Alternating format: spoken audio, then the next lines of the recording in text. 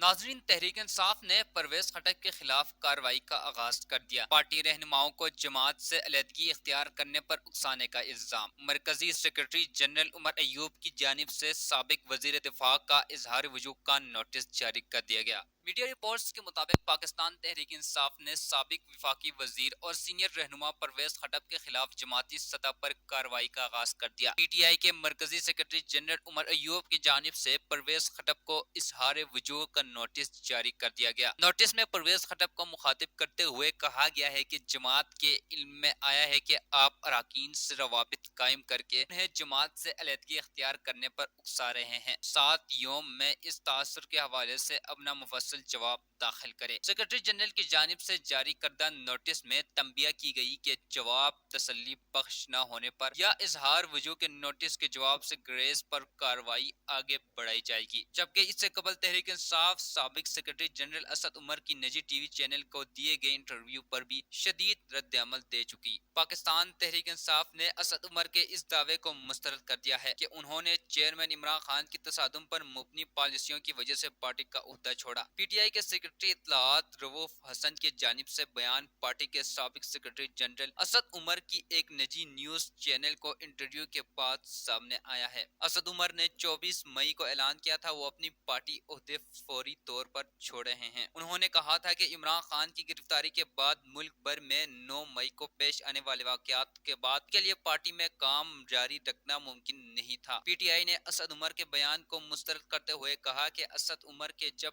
Party یا party سربراہ سے اختلاف پیدا ہو گئے تھے وہ عمد کرنا مناسب نہ سمجھتے تھے، وہ اسی وقت خود کو پارٹی سے الگ کر سکتے تھے۔